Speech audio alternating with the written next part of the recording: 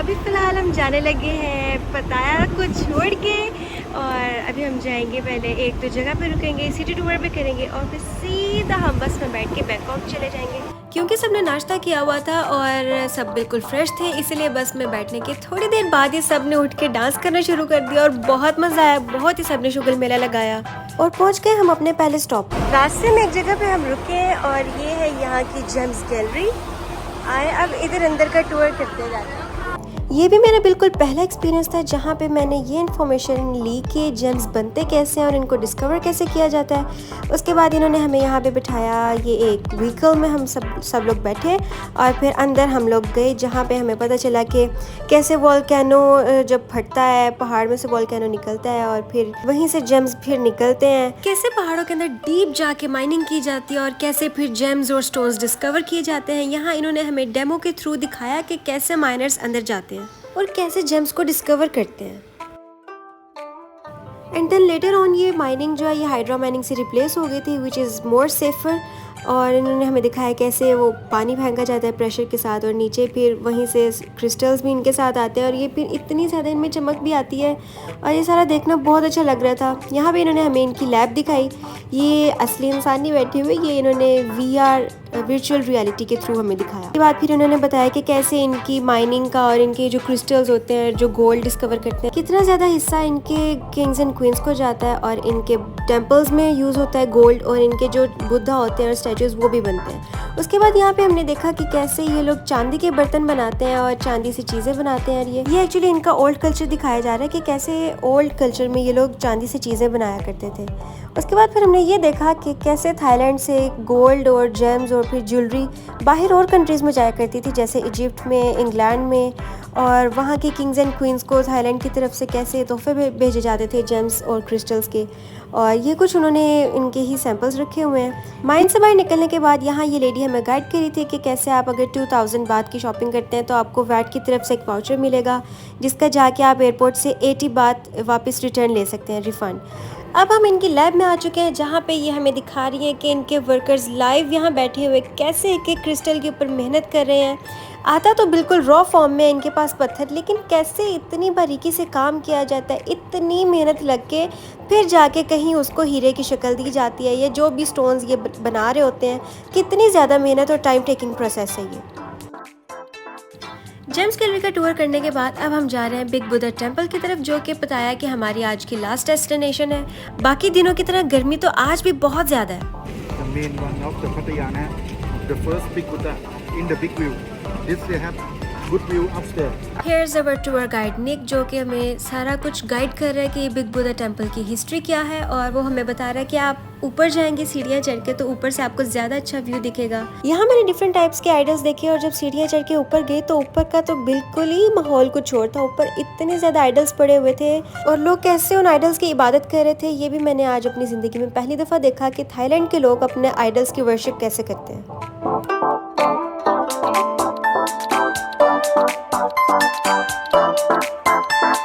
Big Buddha की surrounding में जो आइडल्स और फिगर्स पड़े थे, ये चाइनीज हिस्ट्री को रिप्रेजेंट कर रहे थे और उनके गॉड और गॉडेस को रिप्रेजेंट कर रहे थे। यहाँ के भी कुछ ड्रेस कोड रूल्स हैं कि वाइल विजिटिंग द टेम्पल आपके लेग्स एंड आपके आर्म्स फुली कवर्ड होने चाहिए और आपने मॉडेस्ट ड्रेसिंग की हो। फ्रा फ्रॉम थाई में कहते हैं और ये है महाब्रह्मा का statue, the 4 faced Buddha. Origin इसका इंडिया है और इसके 4 फेस रिप्रेजेंट करते हैं career, life, relationship, family, wisdom, health और वेल्थ को। क्योंकि ऊपर गर्मी बहुत ज़्यादा हो रही थी और मुझसे इतनी गर्मी में ऊपर नहीं रुका जा रहा था, तो मैं और मामा आ गए वापस नीचे और मामा ने अपने लिए कोकोनट वाटर लिया और मैंने अपने लिए मैंगो स्लशी ली।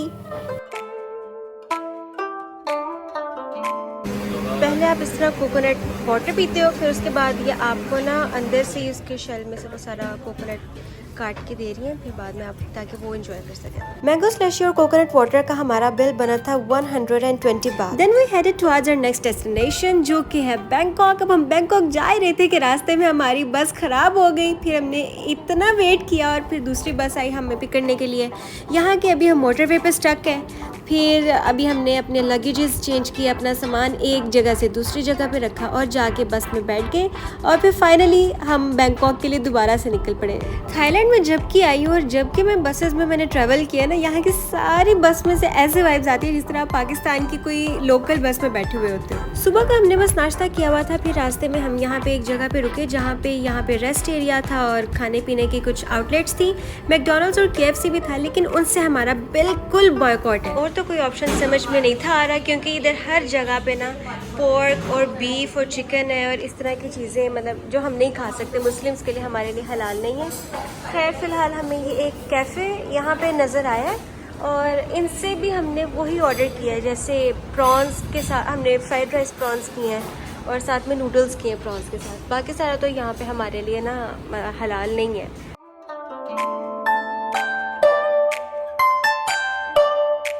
ऑर्डर हमारा आ चुका है, ये ग्लास नूडल्स और साथ प्रॉन्स की हैं ऑर्डर, और ये हमने fried rice with prawns order किए हैं। तो अभी ये वैसे मैं फ़र्स्ट टाइम अपनी लाइफ में ट्राई करने लगी हूँ। ये ना हमने और राइस ऑर्डर कर दिया। मामा कैसे लगे आपको? मज़े के? मुझे तो वैसे ये बहुत मज़े के लगे हैं, नूडल्स मज़े के हैं। खाना शाना खा लिए। बस में बैठने से पहले ना मैं इधर 7-Eleven आई हूँ और आइसक्रीम लेने को सोच रही हूँ। और ये खुला कहते हैं, ये यहाँ के फ्लेवर्स हैं। अभी मैं जल्दी से आइसक्रीम कौन सी लूँ इतना समझ में नहीं आ रहा। आइसक्रीम भी ले लिया हमने, खाना शाना खा लिया। आप भी अपनी आइसक्रीम दिखाएं। ये हम दोनों की आइसक्रीम है। अब हम रोड क्रॉस करके भाग के बस के पास, वो देखो शज़ेब भाई बुला रहे हैं। चलो भागो भागो भागो भागो भागो।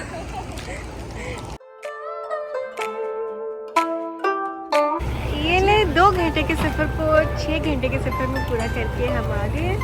कहाँ मेरा सामान कितना है? चलो फाइनली इतना ज़्यादा ट्रैवल करने के बाद हम अपने होटल मैनहट्टन बैंकॉक में पहुंच चुके हैं। प्लस पॉइंट हमें ये मिल गया कि ये होटल एक बहुत कमर्शियल एरिया में लोकेटेड है। हमारे होटल के बिल्कुल पास ही मार्केट्स और रेस्टोरेंट्स वगैरह भी थे। यहाँ पे भी हमें बिल्कुल थोड़ा सा वेट करना पड़ा था लॉबी में। उसके बाद शाहज़ेब भाई से मैंने अपने रूम की ली और फिर हम अपने कमरे की तरफ चले गए।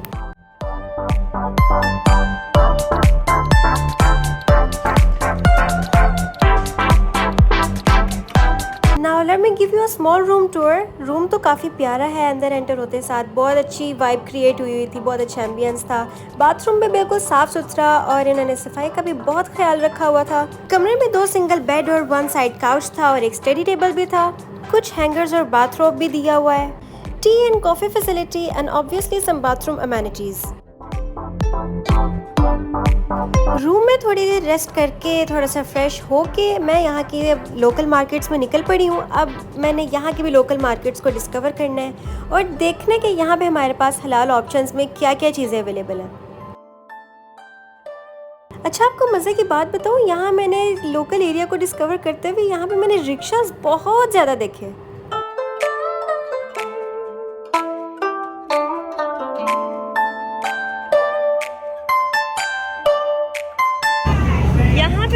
फिश वगैरह पड़ी है। ये मेरे ख्याल से ऑयस्टर्स हैं, फिश है। ये इतने बड़े साइज़ का प्रॉन है। ये भी प्रॉन्स और श्रिम्प्स वगैरह पड़े हुए हैं। ये क्या है भला? ये हाँ टर्टल्स हैं। अच्छा, बैंकॉक के इस एरिया में ना मुस्लिम कम्युनिटी भी मैंने बहुत ज़्यादा देखी है, मतलब जिन्होंने हिजाब किए हुए हैं। और उनके लिए ना स्पेशल ऐसी शॉप्स भी बनाई हैं जहाँ पे हिजाबीज़ के लिए कपड़े हों, हिजाब कैप्स हैं, अबायाज़ हैं और लॉन्ग ड्रेसेस हैं। तो ये मुझे बहुत अच्छी चीज़ लगी है कि मैंने बैंकॉक में इस तरह मुस्लिम कम्युनिटी के लिए भी देखा। अभी हम बच्चों वाली शॉप के बाहर से गुजरे। इतनी क्यूट फ्रॉक्स हैं, इतनी क्यूट है माशाल्लाह। मेरी कोई छोटी बहन है, मेरी कोई भांजी भतीजी होती ना, तो मैंने ज़रूर उसके लिए लेनी थी। बहुत क्यूट कपड़े हैं यहाँ पे। ये देखिए मुझे क्या मिला है। ये पकड़ती हूँ हाथ में कैसे। ये देखिए जैसे पाकिस्तान में नहीं हम नकली चूहे छिपकलियाँ वगैरह पड़ी होती हैं, इधर भी ये पड़ा हुआ है। आप इसे किसी को चाहिए तो आपके लिए लेके आऊँ। यार यहाँ पे इतने ज़्यादा रिक्शे चल रहे हैं ना, और इनकी आवाज़ भी ऐसी होती है जैसे हैवी बाइक पास से गुजर रही होती है। इस बाज़ार में आई हूँ, अंदरून बाज़ार में, और बिल्कुल इस तरह लगता है कभी वाइब आती है आप लाहौर के बाज़ार में घूम रहे हो, कभी वाइब आती है कि सारे अरबी लोग आ गए। इधर ना अरबी बहुत ज़्यादा घूम फिर रहे हैं, और कभी लगता है आप मतलब ना मिक्स कल्चर्स और रिलीजन्स चल रहे हैं यहाँ पे। हिजाब वाले भी बहुत ज़्यादा हैं यहाँ पे और हिंदू भी बहुत ज़्यादा हैं, अरबी भी हैं, सारे हैं यहाँ पे। खैर फ़िलहाल तो मुझे यहाँ पे एक शॉप नज़र आई थी अबाया और हिजाब वाली, तो मैं यहाँ जाके देखती हूँ, कुछ अच्छा लगा तो फिर ले भी लेती हूँ। जहाँ पीछे हमें खाना ढूंढते हुए बहुत मुश्किल हो रही थी कि हमें कोई ऑप्शन ही नहीं थी मिल रही प्रॉन्स के अलावा खाने के लिए। मैं तो मतलब शौक से खा लेती हूँ, मुझे तो कोई इशू नहीं था, लेकिन मामा और जो मेरे साथ आती हैं ना, उन्हें ज़रा हो रहा था कि कोई चिकन मिल जाता लेकिन हलाल, तो ये बहुत मसला था वहाँ पे। लेकिन अभी इधर मैं बैंकॉक आई हूँ ना और यहाँ की मार्केट में घूम रही हूँ, तो हर दूसरी शॉप यहाँ पे हलाल खाने मिल रहे हैं, यहाँ पे हर दूसरी शॉप पे। और जिस तरह पाकिस्तान में नहीं कहते आजे बाजी आजे हमारी दुकान में आ जाए हलीम निहारी वगैरह, इस तरह ना यहाँ पे भी आवाज़ें लगा रहे हैं और कह रहे हैं हमारे पास आ जाए। खैर फिलहाल बहुत ज़्यादा गर्मी है यहाँ पे, बहुत गर्मी है, तो मेरा दिल कर रहा है कि कुछ ठंडा ठंडा पीऊँ और यहाँ मुझे ये चीज़ें दिख रही हैं।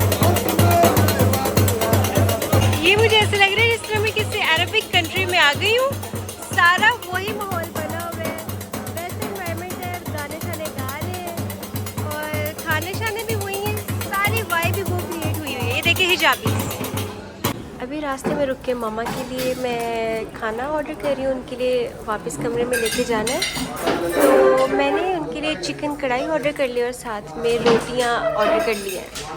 आज का ब्लॉग हम यहीं पे ख़त्म करते हैं, इंशाल्लाह मिलते हैं हम नेक्स्ट ब्लॉग में, तब तक के लिए आप मुझे इजाज़त दें। अल्लाह हाफिज़।